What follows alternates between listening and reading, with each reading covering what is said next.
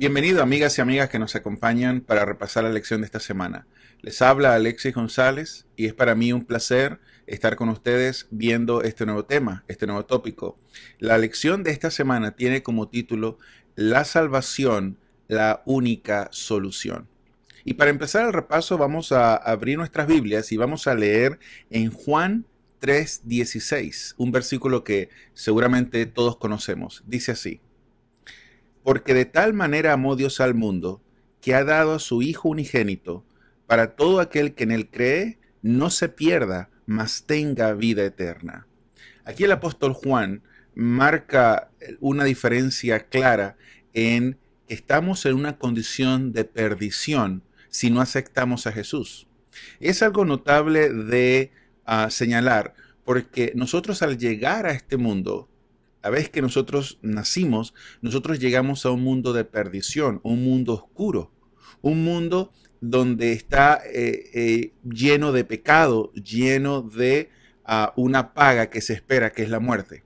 Ahora, este problema del pecado que comenzó en el Edén, cuando Adán y Eva desobedecieron a Dios, y que hasta el día de hoy sigue la raza humana con la inclinación o la tendencia de seguir desobedeciendo a Dios, tiene una solución, tiene un día final donde habrá luz, donde la perdición será cambiada por salvación eternamente.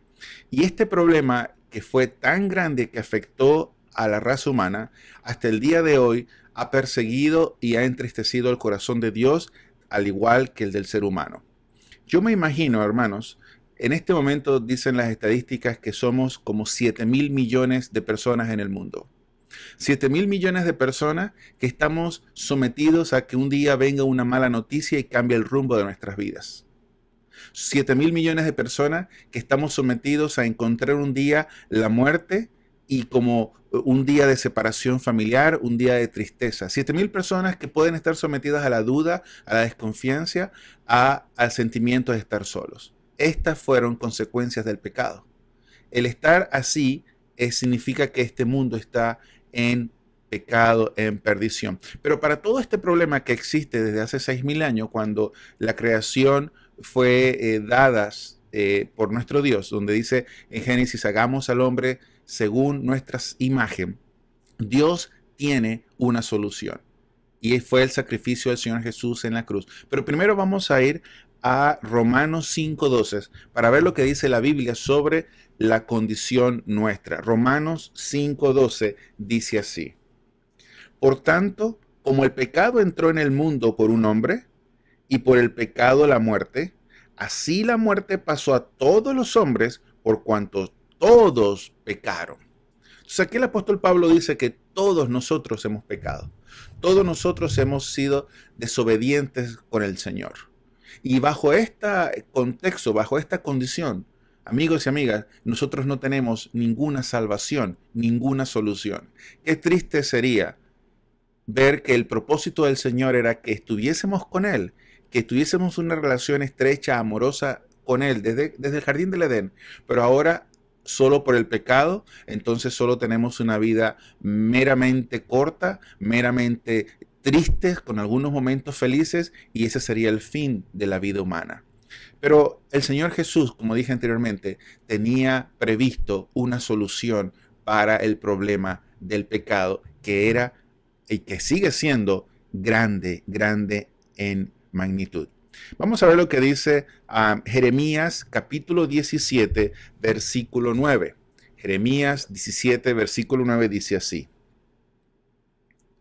Engañoso es el corazón más que todas las cosas y perverso. ¿Quién lo conocerá? Este es el estado del corazón humano. Este es el estado de la condición que existe en medio nuestro. Hay engaño, hay mentira, hay celo, hay crítica. Esto no es creación de Dios. Esta condición humana de hacer el mal no proviene de Dios. Ahora, ¿cómo el Señor habrá estado o sigue estando triste al ver que sus hijos, sus hijas están manchados, están con una condición completamente opuesta, distinta a lo que fue el plan de Él para nosotros? Es triste pensar en esto, hermanos, pero este grande problema que el pecado trajo a todos nosotros, Dios, a pesar que Él tiene una solución, trabaja para que cada uno de nosotros pueda regresar al camino, regresar a la línea que Dios tiene y ha tenido para cada uno de sus hijos.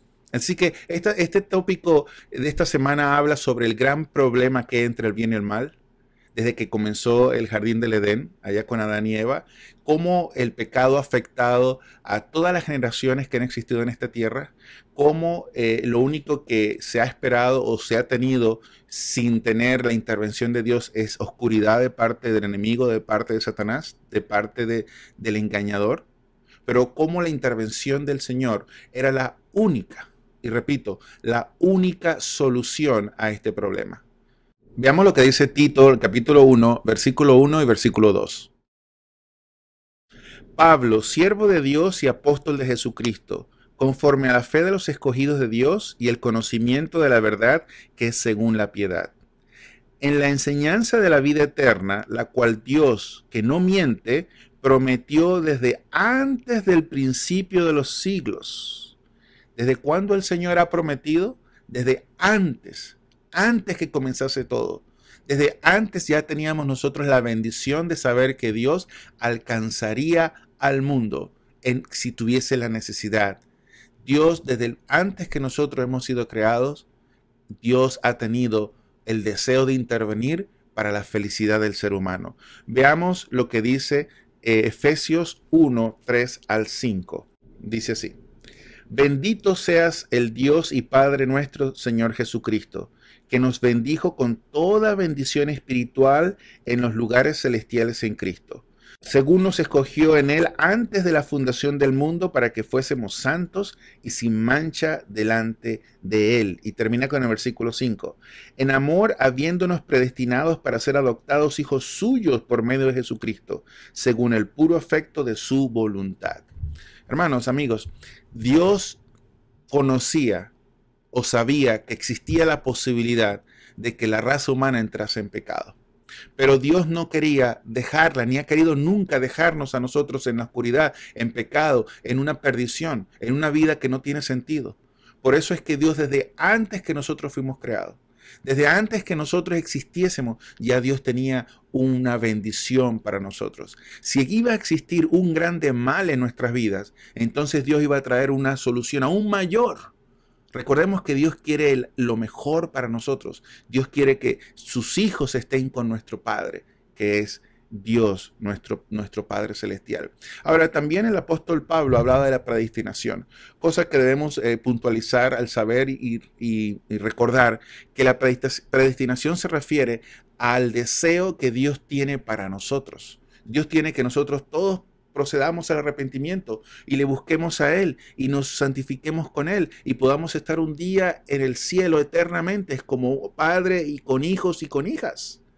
Ese es el deseo que tiene Dios para nosotros. No es que Dios tiene ya en un grupo los que va a ser reconocidos como hijos e hijas y los que no. No, Dios tiene y es el llamado de Él para todo el mundo que lo siga. Muchas veces me ha venido la ilustración en mi mente que al principio, cuando este mundo fue creado, era como que estábamos en un terreno plano, estaba Dios, estaban sus hijos.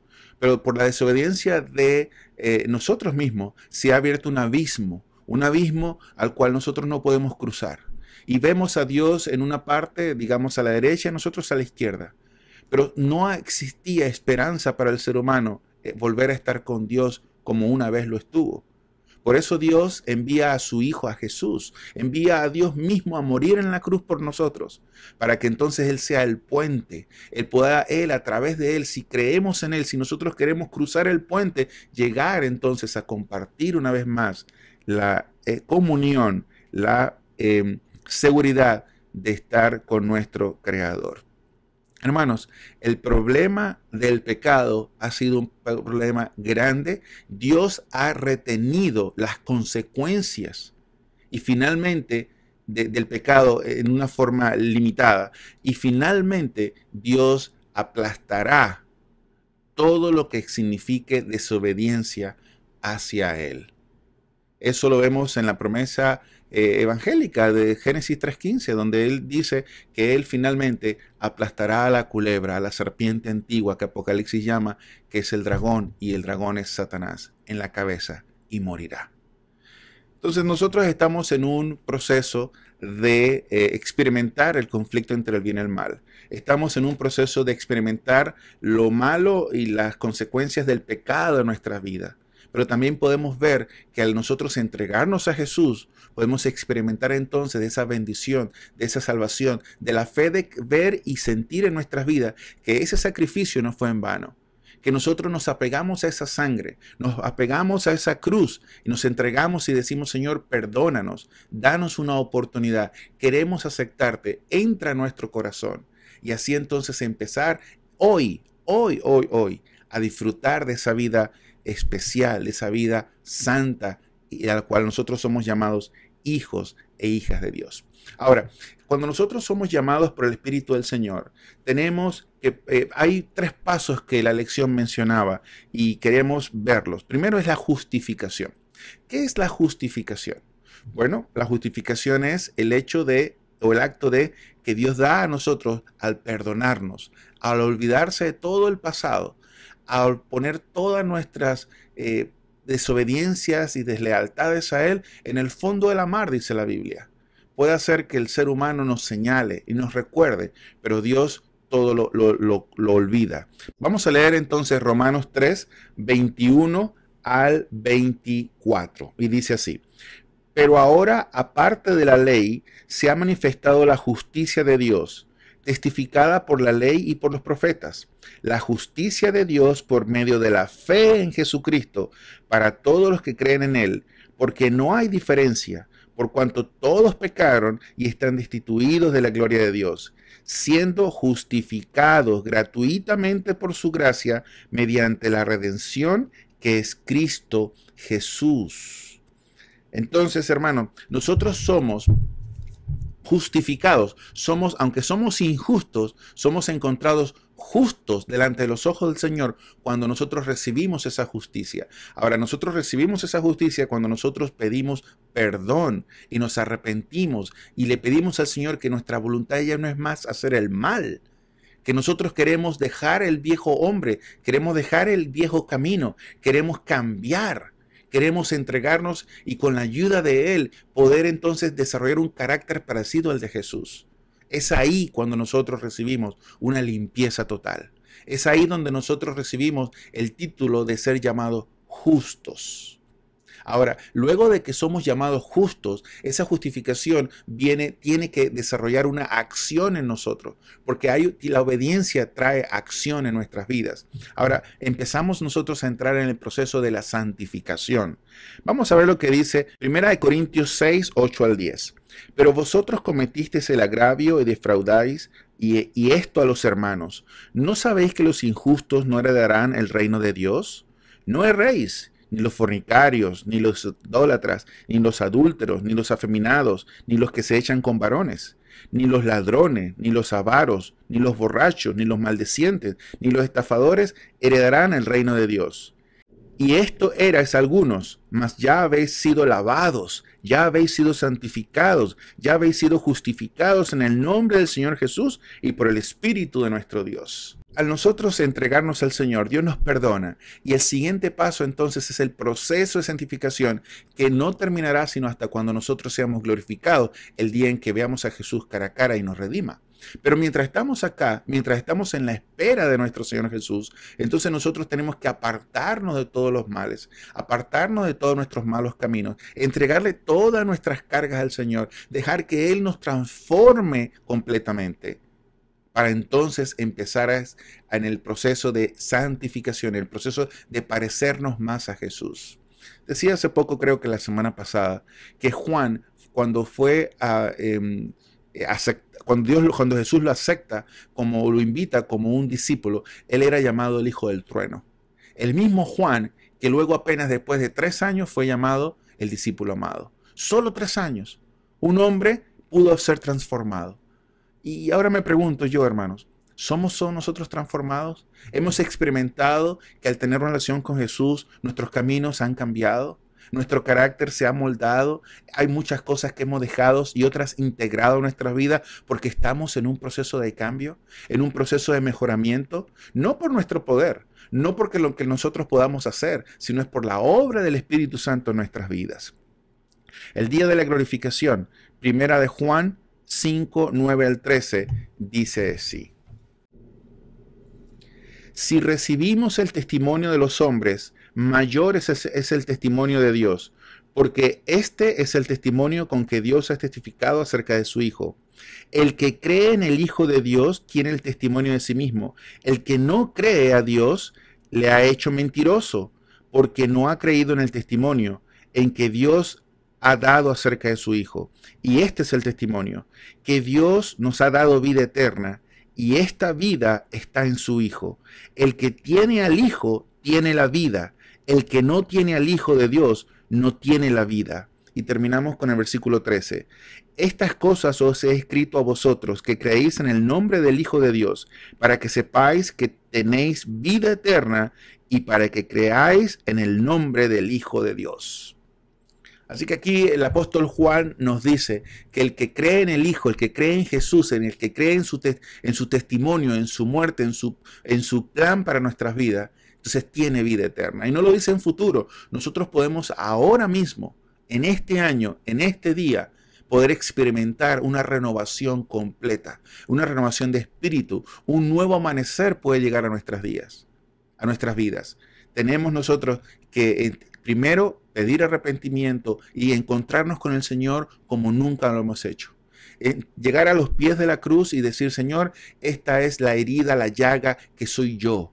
Mi carácter no tiene forma, mi carácter y mi vida no tiene un fin seguro, pero yo sé que al entregarlo a ti, al rendirme a ti, tú podrás empezar una transformación que se llama el proceso de santificación, donde lo torcido se va enderezando, donde lo oscuro va poniéndose cada vez más claro.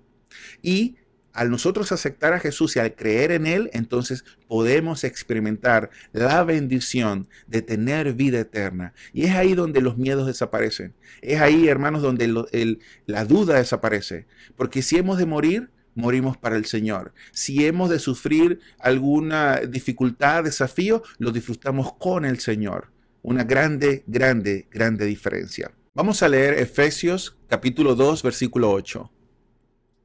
Porque por gracia sois salvos por medio de la fe, y esto no de vosotros, pues es un don de Dios.